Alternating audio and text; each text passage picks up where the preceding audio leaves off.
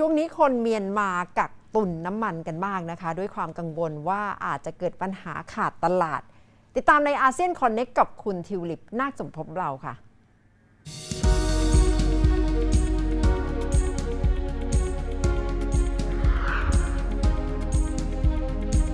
อาเซียนคอนเน็กวันนี้นะคะเราจะต่อสายตรงไปพูดคุยกับนักข่าวจากกรุงย่างกุ้งในประเทศเมียนมาคุณเดวิดตุนค่ะ How is the electricity? As you can see, it's rather dark where I am. I have two lamps beside me that is lighting me so that you guys can see me. So what is the story you have for us today? It is kind of, in a sense, connected to the daily blackouts. Right. There was a fuel shortage scare yesterday in Myanmar, mainly in the major cities of Yangon and Mandalay. But yeah, it kind of spread to all over the country. So it started out when, when the news broke. It was an internal thing apparently, but when the news broke, somebody posted something on Facebook and other social media platforms that there is a fuel shortage incoming in the country because of two reasons. One is that the recent dollar foreign currency policies in Myanmar from the banks, as well as the long holidays of, I guess you guys will be calling it Songkran there, right? We call it Tinjan. So yes. The long holiday here make everything essentially not ready for the country to continuously keep using the fuel for whatever purposes. So a lot of people, they were afraid, and there were a lot of long queues at the fuel stations, and fuel stations were announcing that they will be temporarily closing for maintenance purposes and so on. So was it a real shortage or it's more like a public scares? Well, it's a little bit of both, I have to say, because as soon as the news broke and all of the panic happened and fuel stations, not everywhere, but some of them, they closed temporarily. Or those that keep on opening, they will have a limited amount of supply that they will actually sell, and then they will just turn away the customers.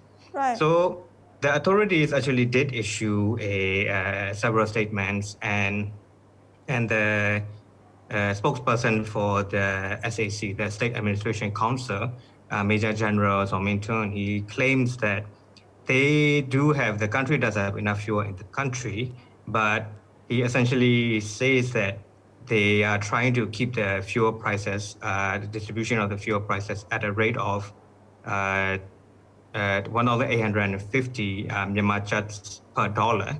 So we have to see that he implies that the fuel companies some of them did not like that, and they announced on their own the shortages, and that the government had already sent warnings to them. Yeah. Okay, so the government said everything is fine, but they're controlling the price, but the fuel company doesn't like the policy, so they said we are going to limit our sales, that kind of thing? Unfortunately, it is common and frequent thing. It also tends to happen with medicinal shortages when it was during COVID-19. It kind of happens to be a frequent thing in our country. And there's also the issue of that, which the Major General Somintun, the spokesperson for the SAC, also claimed that because of the long holiday period of Tinjan or Songkran, they were unable to sell the dollars that the fuel importers needed to bring in the fuel to the country. Yeah. So just talking about dollars, how is this policy, the foreign currency policy, affect the everyday life of people in general? We import a lot of things, including fuel, of course. We do have a lot of trading with, let's say, in Thailand and China, right? So currently right now, the conflicts in the more rural regions make it so that the land border trade routes from Thailand and from the China side, there is some closure, not actually conflict, but there are some blockages of trade routes. What's happening is that people are more reliant on shipping products that uses more dollars, right? If you're saying if we trade from Thailand, we use the baht. If we trade from China, we use the yuan. The limitation of the dollar essentially caused some products, a lot of the product prices to rise, right? So, for example, let's say a basic service like transportation, where let's say we are taking a taxi, right? So, the political issues plus the follow-up economic ramifications make it so that previously the rate of fuel per liter it used to be around MMK Nyamachat 700 or 800, something like that. Right now it is more than triple the amount, right? So if you want to go somewhere to somewhere, the fuel costs are essentially doubled. So let's say you want to take a bus, a public bus, which is one of the cheapest methods of transportation in our country. It has also essentially been doubled or nearly doubled. So needless to say, the people are suffering. I mean, they are not completely, it's not a situation as bad as Sri Lanka in recent days, but yeah, it is slowly getting worse. Right.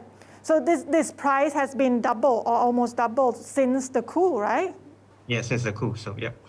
Okay, well, thank you very much for your story today, and I hope you don't have to face so much blackouts. I mean, I hope the situation get better very soon. Thank you. Thank you for your waiting. I'll have to wait for another hour for the light to come on.